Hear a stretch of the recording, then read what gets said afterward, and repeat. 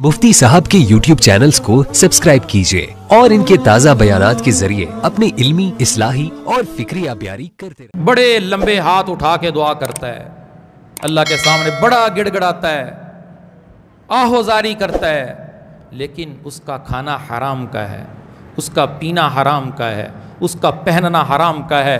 فرمایا آسمان سے اوپر وہ دعا جاتی نہیں، وہ نیچے ہی رہ جاتی ہے، اس لیے کہ اس نے اپنی دعا کی قبولیت میں خود رکاوٹ پیدا کر دی۔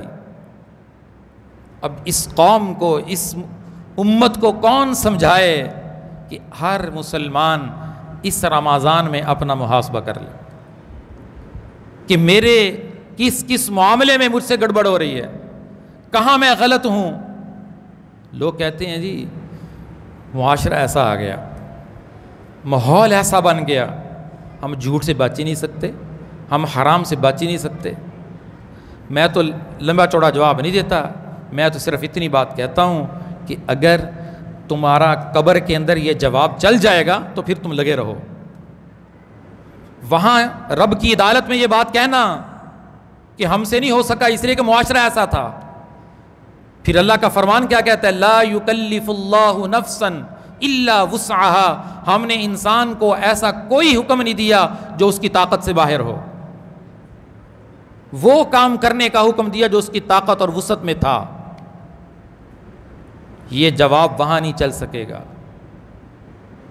کتنی زندگی مسلمان گزار لے گا، آخر کار انجام قبر ہے، برزخ ہے، آخرت ہے، یہ آخر یہی انجام ہے۔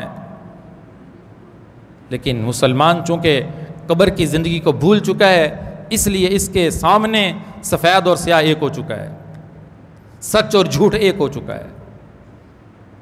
تو رمضان کا تیسرا عمل مسلمان کو اپنے اللہ سے صلح کرنی چاہیے، توبہ کے ساتھ، استغفار کے ساتھ، ان گھڑیوں کی قدر کرنی چاہیے۔ جتنی گھڑیاں رمضان کی باقی ہیں اللہ سے معافی مانگ کر اپنی بخشش کروا لے، اپنی مغفرت کروا لے۔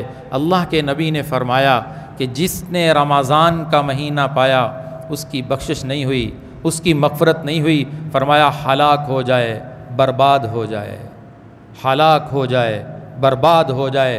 اتنی برکتوں والا مہینہ، اتنی رحمتوں والا مہینہ اس کی زندگی میں آیا، اس کی بخشش نہیں ہوئی۔ بخشش کیسے ہوگی؟ رمضان کا روزہ ہی نہیں رکھا، رمضان کی تراویح نہیں پڑھی، گناہ سے بچنے کا اہتمام ہی نہیں کیا، رمضان ایسے گزار دیا جیسے دوسرا مہینہ گزرتا ہے۔ آگے سے کہتے ہیں اللہ بڑا غفور الرحیم ہے، امید بڑی زبردست لگائی ہے۔ یہ کس کو نہیں پتا کہ اللہ بڑا غفور الرحیم ہے؟ اللہ کے نبی کو نہیں پتا تھا، جو اتنی عبادت کرتے تھے پاؤں پہ ورم آ جاتا تھا، رات بھر نماز پڑھ پڑھ کے پاؤں سوج جاتے تھے، انہیں نہیں پتا تھا اللہ غفور الرحیم ہے۔ حضرت فاطمہ کو نہیں پتا تھا، پوری رات 2 رکعت نماز میں گزر جاتی تھی کہ اللہ غفور الرحیم ہے۔ حضرت حسین نے میدان کربلا میں سر کٹا دیا، انہیں نہیں پتا تھا کہ اللہ غفور الرحیم ہے۔ یہ قربانیوں کی بڑی بڑی داستان کیوں رقم ہو گئی؟ انہیں بھی پتا تھا، آپ سے مجھ سے زیادہ انہیں پتا تھا، لیکن انہیں پتا تھا اس سے کام نہیں چلے گا، اللہ کا جو قانون ہے اس پر عمل کرنا پڑے گا، پھر کہے اللہ غفور الرحیم ہے۔ یہ تو بغاوت ہے، یہ ڈھائی ہے، یہ تو تکبر ہے کہ اللہ کا حکم توڑ کے کہتا ہے اللہ غفور الرحیم ہے۔ اسے شرم نہیں آتی؟ اللہ کہہ رہا ہے حی علی الصلاۃ، نماز کی طرف آؤ، کہتا ہے اللہ غفور الرحیم ہے۔ اللہ کا حکم توڑ کے، اللہ سے بغاوت کر کے، اللہ سے اعلان جنگ کر کے کہتا ہے اللہ غفور الرحیم ہے۔ یہ تو ایسے ہے کہ بیٹا کہے میرا باپ بڑا شفیق ہے اور وہ باپ کی نافرمانی شروع کر دے۔ کیوں بھی باپ کی نافرمانی کیوں کر رہے ہو؟ کہتا میرا باپ بڑا نرم دل ہے۔ کوئی دنیا کا انسان اسے عقل مند نہیں کہے گا کہ کیسا بے وقوف انسان ہے، باپ شفیق ہے تو باپ کی نافرمانی جائز ہو گئی؟ الٹی منطق ہے۔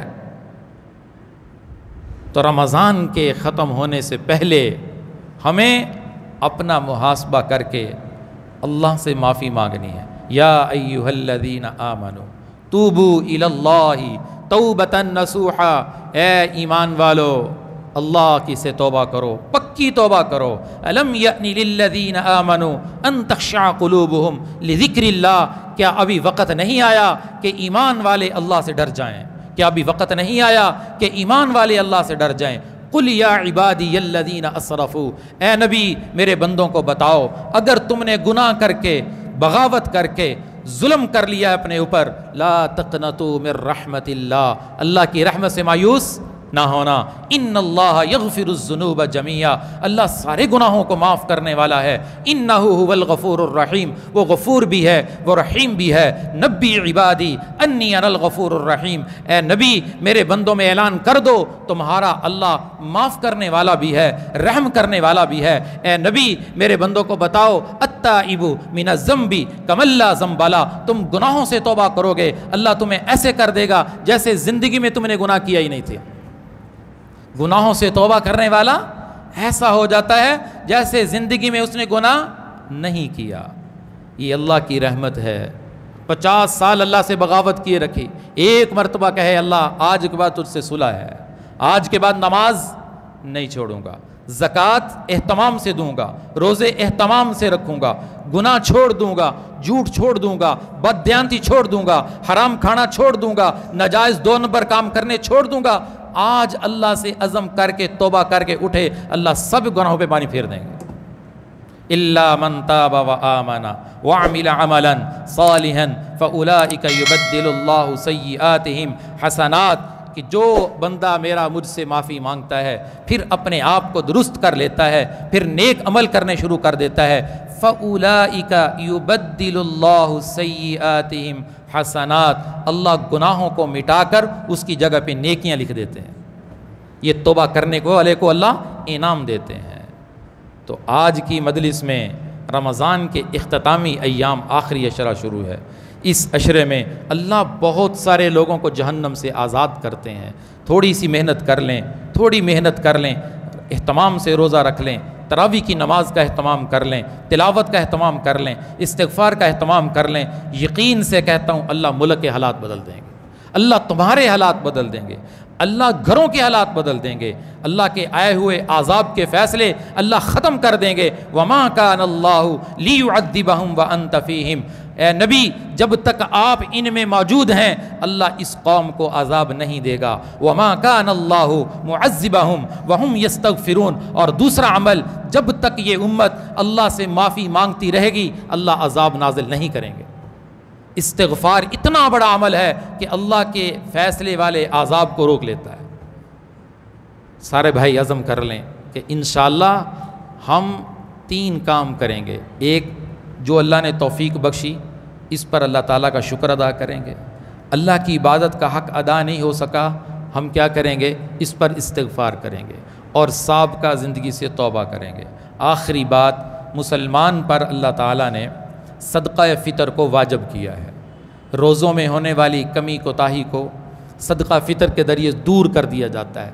تو ہر گھر کے فرد کے ذمے جو صاحب نصاب ہے، جس کے پاس 1,22,000 روپیہ نقدی کی صورت میں، سونا چاندی کی صورت میں، ضرورت سے زائد سامان کی صورت میں موجود ہے، تو اس پر صدقہ فطر واجب ہے۔ وہ اپنی طرف سے بھی ادا کرے، اپنی نابالغ اولاد کی طرف سے بھی ادا کرے۔ ایک فرد کا صدقہ فطر گندم کے اعتبار سے 220 روپے ہے، اس لیے اہتمام سے عید آنے سے پہلے ادا کر دے تو ادا ہو جائے گا، وگرنہ عید کے دن ادا کرنا واجب ہے، تاکہ مسلمان جو غریب ہیں وہ بھی اس خوشی کے اندر مسلمان کے ساتھ عید میں شریک ہو جائیں۔ امیر کی تو عید ارزانہ ہوتی ہے، غریب کی عید سال کے بعد ہوتی ہے، اس لیے امیروں کو حکم دیا کہ غریبوں کو عید کی خوشی میں شامل کرنے کے لیے تم صدقہ فطر دو گے، تمہاری روزوں میں ہونے والی کمیوں کو اللہ معاف کر دے گا اور اپنی بارگاہ میں تمہارے روزوں کو قبول فرما لے گا۔ اللہ تعالیٰ سمجھ نصیب فرمائے۔